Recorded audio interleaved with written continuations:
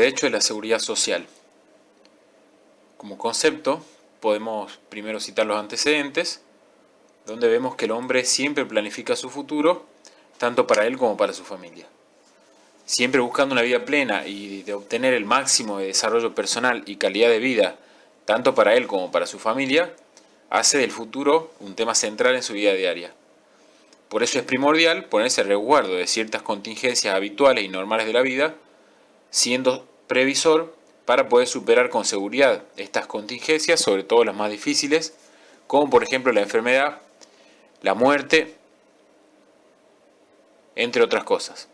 El desenvolvimiento normal de la vida presenta múltiples factores de riesgo que pueden atentar contra el anhelo del hombre, el anhelo de pensar en el futuro. Los problemas económicos, los políticos, de salud, entre otros, son temas que si bien no pueden evitarse, pero pueden prevenirse sus efectos, para que no sean tan dañosos. El hombre, en cuanto a un ser que piensa su futuro y el de su familia, anhela estar preparado para afrontar estos inconvenientes o contingencias, lo cual le genera cierta inseguridad a él y a su entorno.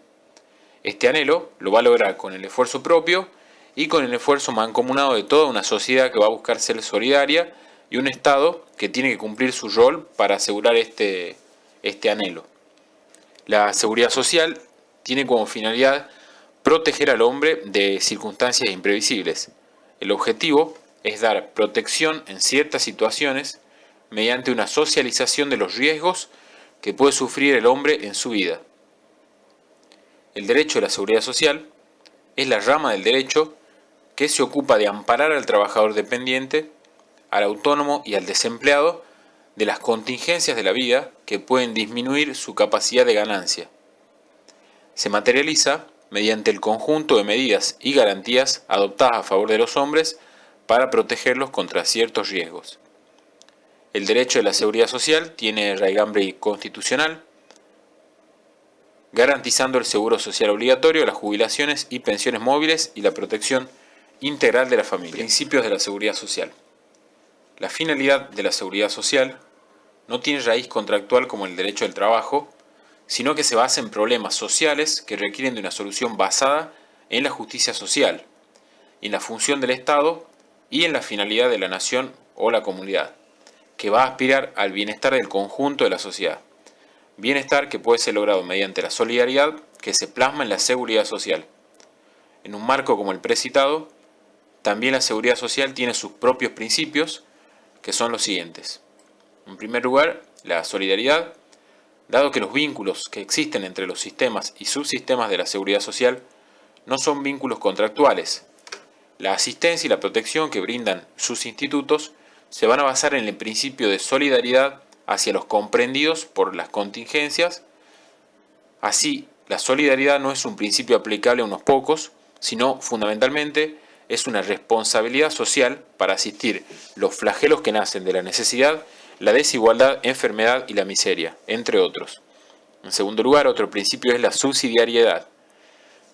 La función social de los órganos del Estado, que van a dar seguridad social y cubrir contingencias, no implica negar la solidaridad personal de cada ciudadano de la nación, ni tampoco accionarios solidarios en manos de empresas privadas u organizaciones no gubernamentales. El Estado así cumple un rol subsidiario por debajo o en conjunto con el resto de los agentes o participantes de la sociedad que también tienen un rol de solidaridad. En tercer lugar, podemos hablar del principio de universalidad.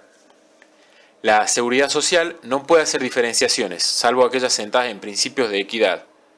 En cuarto lugar, el principio de integridad habla de que las coberturas de seguridad social deben ser totales y eficaces frente a las contingencias dañosas.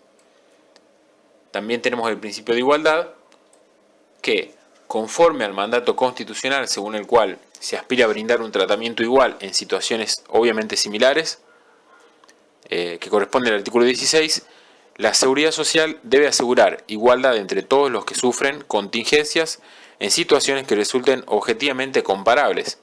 De esta manera, vamos a tomar el ejemplo de las asignaciones familiares, cuyo monto a percibir va a depender del haber mensual del grupo familiar, donde dependiendo de este ingreso se asigna un monto mensual dependiendo del valor el valor del ingreso y la zona. Así, por ejemplo, podemos citar que para el año 2015, con un ingreso familiar de entre 12.000 y 30.000, el valor general era de 172 pesos por hijo. Y para un ingreso del grupo familiar de entre 200 y 7.500 pesos, cambiaba el valor general de la asignación familiar, de la asignación por hijo, perdón, de 172, que habíamos dicho para el que más cobra, a 837 para el que menos cobra.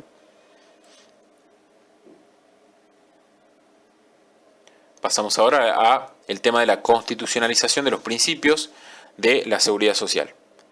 El artículo 75, inciso 12 de la Constitución, establece que corresponde al Congreso Nacional el deber de dictar el Código de Trabajo y de la Seguridad Social, lo que importa que se trata de normas de fondo en las que las provincias han delegado expresamente esta facultad a la Nación. El artículo 14 bis dedica el tercer párrafo a la seguridad social. Los temas específicos que se contienen son el seguro social obligatorio, las jubilaciones y pensiones móviles. Podemos citar que hoy el sistema está unificado en el Estado con una nueva ley de moratoria previsional y sistema de movilidad anual. El 82% móvil está en plena discusión con el proyecto de ley del gobierno actual, del gobierno del presidente Mauricio Macri. En tercer lugar, tenemos la protección integral a la familia. La protección tiene distintos institutos, tales como el régimen nacional de salud y el de las obras sociales, el régimen de la asignación universal por hijo, entre otros. También tenemos el tema de la compensación económica familiar. En la actualidad, este principio se superpone con el anterior, con el de protección a la familia, y se puede relacionar con todos los mecanismos que generan directa o indirectamente ventajas económicas, como el caso de la maternidad y el nacimiento, que brinda una cobertura sin cargo en las obras sociales, no solo por el embarazo y parto, sino hasta el año de vida del recién nacido. Los caracteres constitucionales de la seguridad social son la integridad y la irrenunciabilidad. Por integral, vamos a entender que la cobertura de las necesidades va a ser amplia y total.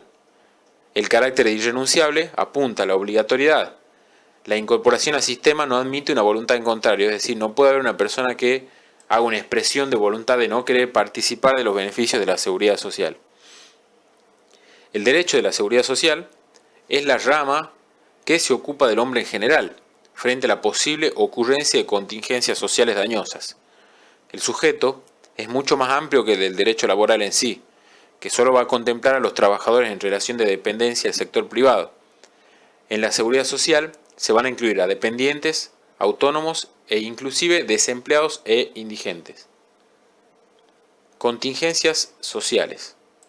Las contingencias son circunstancias de la vida que disminuyen en forma parcial o total el ingreso económico del hombre.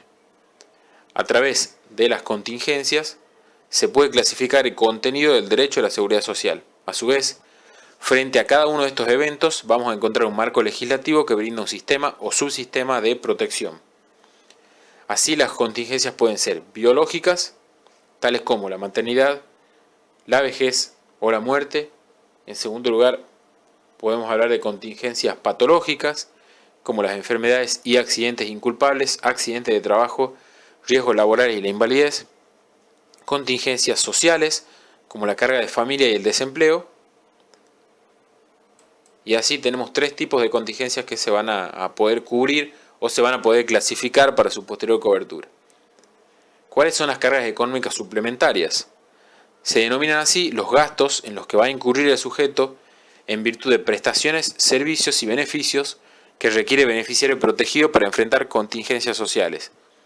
Estas prestaciones son, por ejemplo, la asistencia médica en caso de una enfermedad o para atender un parto, o alguna suma de dinero para atender una eventualidad de desempleo para cubrir necesidades mínimas. Caracteres de la seguridad social. Podemos precisar entre sus caracteres, en primer lugar, que es un marco de protección establecido por normas vigentes. La cobertura se limita a lo que la ley impone, a la comunidad y a la función indelegable de los gobiernos de brindar condiciones de salud, educación, justicia y seguridad que se impone al Estado. En segundo lugar, sectores o grupos en estado de necesidad, indefensión o carencia. La seguridad social existe además porque se dan circunstancias de hecho basadas en múltiples causas que generan existencia de medios de protección y cobertura, pues de lo contrario esos grupos que citamos quedarían desamparados. En tercer lugar, el fin perseguido es la búsqueda de la justicia social. A modo de ejemplo y eminentemente ilustrativo, citamos lo que podemos verificar en la famosa enciclopedia de Internet que todos conocemos, que es Wikipedia, donde se esboza este concepto de justicia social. Dice lo siguiente: la justicia social solo puede definirse a partir del hecho concreto de la injusticia social. Algunos estudiosos sostienen que el concepto justicia social se corresponde a la justicia distributiva de Aristóteles, en tanto que la noción de justicia conmutativa del Estagirita corresponde a la idea clásica de justicia en las sociedades modernas.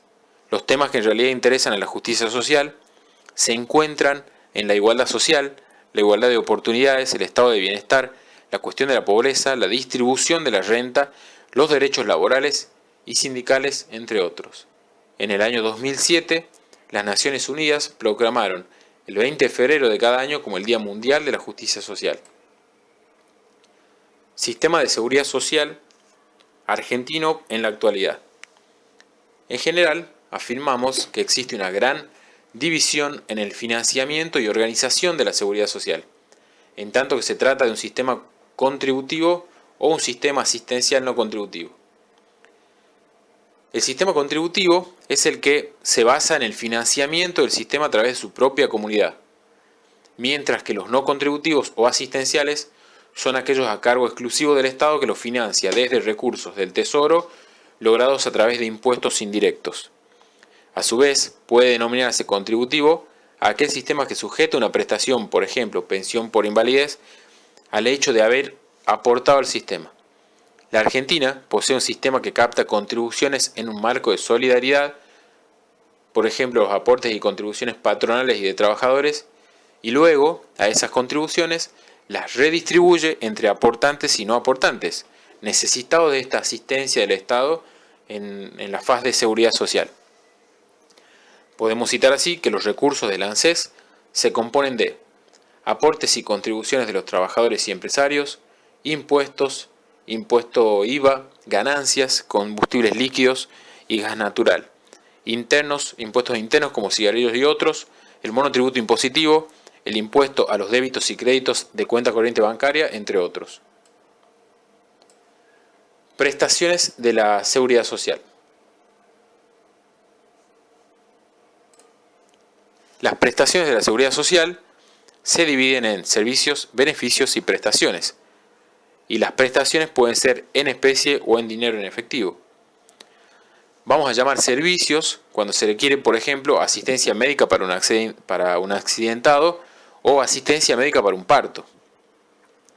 Llamaremos beneficios cuando se recibe una prestación no vinculada con el marco contractual laboral, sino que apunta a brindarle cobertura y mejor calidad de vida al trabajador y su familia, tales como los tickets de consumo o la guardería para los hijos de las trabajadoras del establecimiento.